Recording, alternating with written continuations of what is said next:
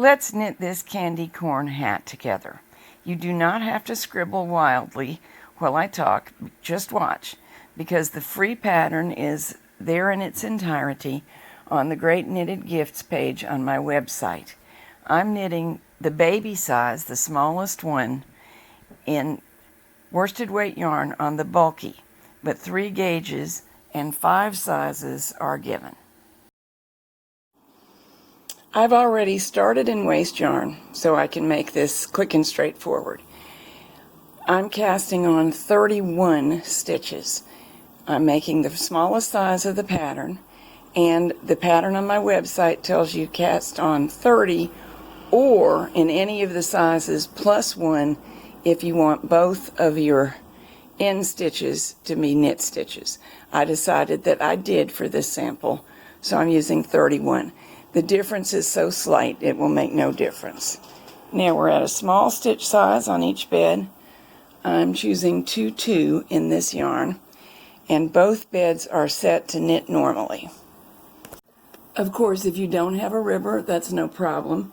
I would chain stitch cast on, but E-wrap is acceptable around your 31 or 32 needles, and just knit the rows that will become ribbing plain and then drop down and relatch.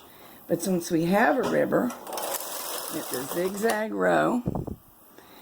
I'm changing to 1 part button on each bed, so it'll knit one way and slip the other way for these next 2 rows. That makes 2 circular rows.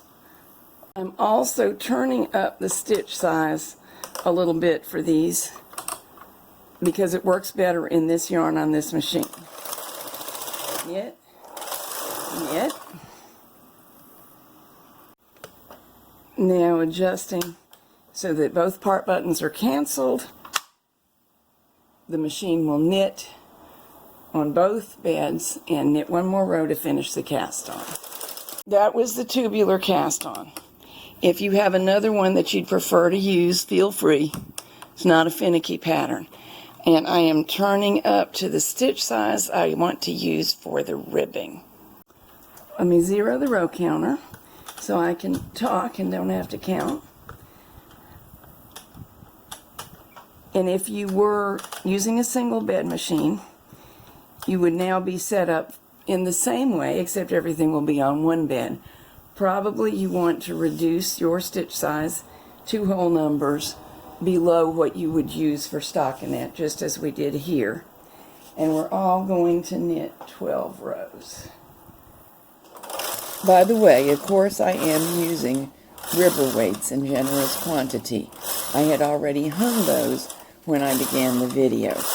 There aren't many machines that will do a good job of ribbing without weights.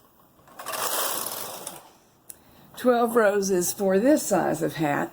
For a larger hat or for a different gauge, it will be different. The ribbing is complete. So now I'll just move all of these stitches to the main bed. The particular yarn I'm using likes to split, so I have to be careful when transferring. You would not need to transfer if you're just using a single bed, but you will need to be dropping, laddering down to the cast on, and latching up every other stitch as a purl stitch. The end result will be just the same. It'll be fine either way. I'm going to finish moving these stitches, then I'm going to remove the ribber arm, cover the ribber, put on the single bed knitting sinker plate, and I'll be back to you in a second. I'm turning the stitch dial now up to the stockinette stitch size. It's normal knitting. I've already placed the next color of yarn, which is orange, in place. The ribbing completes the yellow portion. Now for this size, we're just going to knit 21 straight rows next.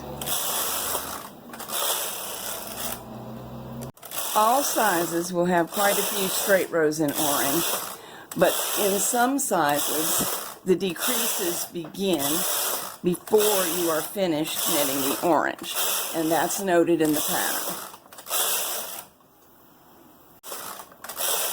So we'll be finished at row 33 with the orange. And I'll break this yarn and thread up the white. In this size, the decreases begin after knitting row 34. So there's 34. We need to use a two-prong tool and do a full fashion decrease, which means moving 2 stitches each in one place. That leaves a single smooth column of stitches on each edge. And since we'll be needing it for a seam, that makes it much easier. Now every 2 rows, we'll do the same thing until only 8 stitches remain. It's a different number for different sizes and gauges, but the process is always the same in that we keep decreasing on alternate rows till they're there. While I work these decreases for you, let me tell you a little bit about the written pattern itself. It is free. It is found on the Great Knitted Gifts page at theanswerlady.com. And you are welcome to take screenshots and print it out and enjoy it. It's presented in 5 sizes, which covers pretty much everyone, and in 3 gauges, which covers pretty much every knitting machine. It's a promotional pattern, an attempt to draw people to my website to look around. I'll just be blunt with you. That's what it is. I do hope you have fun making it. I love to share my passion for knitting. But although it's free, it's still mine to distribute, so I would appreciate it greatly if you sent people to my website to get it rather than just passing around the pattern. There will be a different number of decreases for every size and gauge of the pattern, and instead of specifying the number of decreases, the pattern tells you how many needles should be still in work when you finish your last decrease. In this size, 8 needles should still be in work as per the pattern. 1, 2, 3, 4, 5, 6, 7, 8, 9. And I told you 8. But it's noted in the pattern, and I'll reiterate here, if you added a stitch to make your ribbon come out with a knit stitch on each end, you'll have a spare stitch here. And this is not that fussy a pattern. I don't think there's any need to worry about it. Just let there be one more stitch here. After the final decrease, we're down to 9, which is going to be our final number because of that extra stitch. 2 more rows and bind off these remaining stitches. Now here's what I've got. Since I started on waste yarn with a ravel cord, that's what's down here. I just have to get rid of that, and I'll have a clean edge to my ribbing.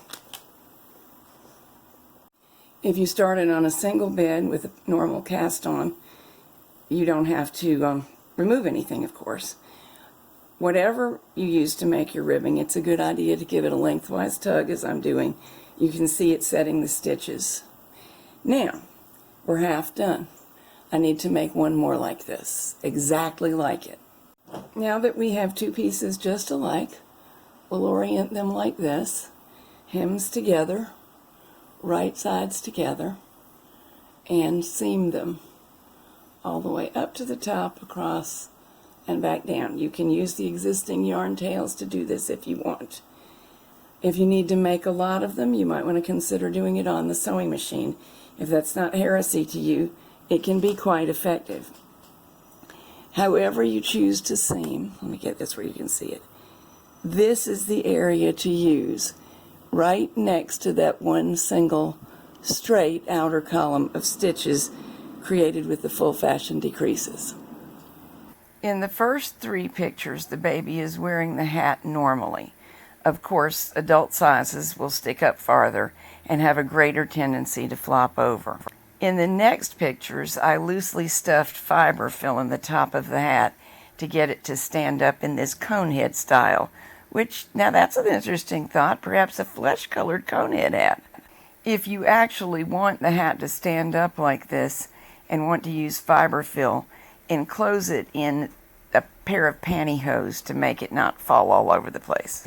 The little vest that the baby is wearing is called the Add-A-Hood vest, and it will appear shortly in Country Knitting of Maine News and Views magazine. The vest is the subject of 3 videos, one on one-piece knitting, one on adding a hood, and one on zippers.